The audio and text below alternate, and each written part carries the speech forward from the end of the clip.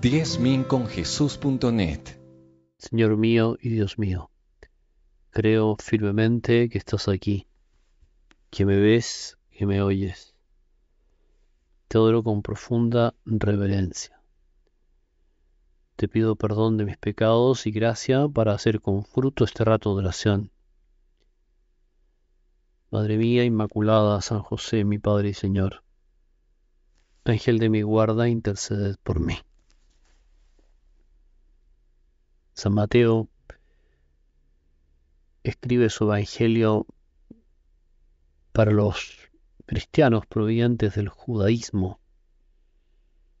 Por eso que se le llama también el Evangelio del cumplimiento de las promesas mesiánicas.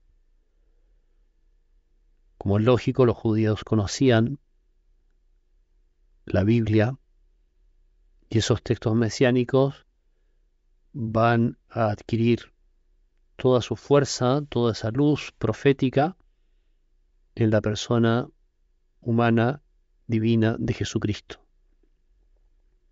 en Jesús de Nazaret. Y por eso él estructura su Evangelio en 5 grandes discursos, estableciendo un paralelismo con Moisés, quien escribió el Pentateuco, los 5 primeros libros de la Biblia. Y el primero de estos discursos es el que leemos hoy, tomado del capítulo 5. En aquel tiempo, al ver Jesús al gentío, subió al monte, se sentó y se acercaron sus discípulos. Y abriendo su boca les enseñaba, diciendo. Todo esto claramente es una contextualización de quien va a sentar cátedra, va a transmitir una enseñanza fundamental. Y viene a continuación la ley de Jesús, las bienaventuranzas, que es un reflejo del corazón mismo de Cristo. Bienaventurados los pobres de espíritu, los mansos, los que lloran. Bienaventurados los limpios de corazón, los que tienen hambre y sed de justicia. Bueno, ¿quién otro sino Jesús? Es pobre de espíritu, manso, humilde, puro, misericordioso. Pero también es un relato o una definición más bien del corazón de cada uno de nosotros, por obra del Espíritu Santo y por la propia lucha personal, con sus más y sus menos, avances y retrocesos, podemos aprender a ser pobres de espíritu, mansos de corazón, aprender a llorar por las cosas que vale la pena llorar y así ser consolados por Dios. Y seremos siempre, como dice cada una de estas bienaventuranzas, felices. Este es el programa de la felicidad que Jesús nos propone. Y es una felicidad contraintuitiva, porque en principio pensamos que seremos felices en la medida que poseemos bienes materiales, en la medida que dominamos a los demás, en la medida que no tenemos motivos para llorar, en que no experimentamos hambre ni sed, etc. O que nos damos gusto y placer en todas las cosas sensibles. El programa de Jesús es contraintuitivo. La felicidad donde no se espera. Y quiero comentar en este ratito de oración, en la presencia del Señor, la primera de todas. Bienaventurados los pobres de espíritu, porque de ellos es el reino de los cielos. ¿Qué significa ser pobre de espíritu? Mirando a Jesús aprendemos a ser hijos que confían plenamente en el amor del Padre. Esa es la primera pobreza. que es a su vez una magnífica riqueza. Ser pobre significa aceptar nuestra vida y no pretender dominarla ni controlarla.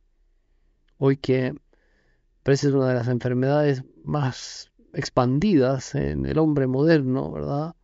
Querer controlarlo todo, planificarlo todo, decidirlo todo, someter por completo la realidad a la voluntad propia, y cosa que es imposible, y además causa de mucho estrés y angustia, incluso decepción. Hay que pensar que las situaciones que más nos hacen crecer son precisamente las que no dominamos, porque cuando no podemos cambiar las circunstancias exteriores, afrontamos un reto espiritual, que es cambiarnos a nosotros mismos, crecer en las virtudes, humildad, paciencia, confianza en Dios, seguridad de que siempre el Señor nos acompaña y que no hay dificultad que no sea conducible al bien. Entonces esa pretensión de dominio, de planificación, nos empobrece.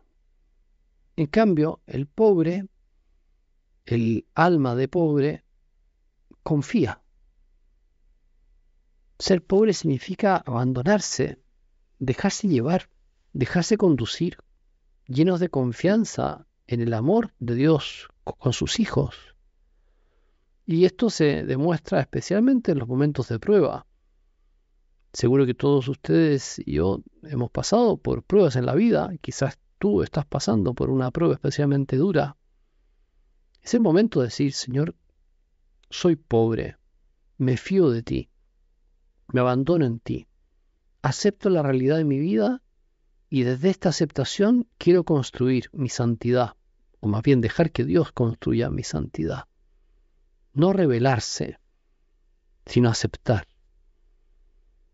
Pasar de la sabiduría humana que nos lleva a pensar equivocadamente que seremos felices en la medida que las circunstancias que nos rodean son favorables, a esta otra, a la sabiduría misteriosa de Dios, que nos lleva a decir: Señor, ¿lo quieres? Yo también lo quiero. Esa oración tan densa, preciosa y experimentada de San José María: ¿lo quieres, Señor? Yo también lo quiero. Esa es la pobreza de espíritu de la que nos habla Jesús y que lógicamente es causa de una profunda felicidad, aunque suframos. ¿Se puede ser feliz sufriendo? Y la respuesta es sí. Es más, tenemos que aprender a ejercer nuestra libertad precisamente en cosas que nos cuestan. Decir: quiero vivir esto como Dios espera que lo viva, siempre contando con su gracia. Cuando renunciamos a pretender dominar la vida y pasamos a esta otra lógica y dejamos que el Señor, digamos, nos guíe, nos lleve, y acogemos la vida tal como se nos presenta cada día, entonces todo va adquiriendo sentido, descanso. El descanso en las manos de Dios. Es el hijo, la hija, que con alma de pobre confía en el amor de Dios por ella. Quien pretenda guardar su vida la perderá, y quien la pierda la conservará.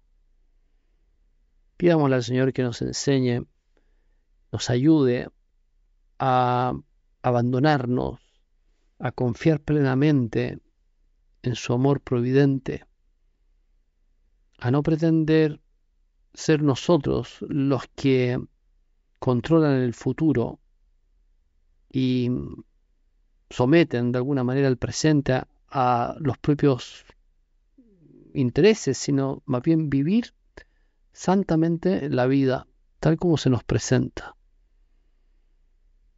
Un ejemplo precioso de lo que estamos hablando es María Santísima. Ella se pregunta por la voluntad de Dios y luego se decide absolutamente a llevarla a cabo. a cumplirla fidelísimamente. Y por eso, bienaventurada me llamarán todas las generaciones. La Virgen, como nadie, tuvo alma de pobre.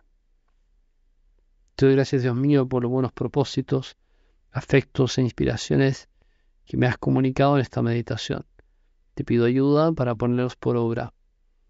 Madre mía Inmaculada, San José, mi Padre y Señor, Ángel de mi guarda, interceded por mí.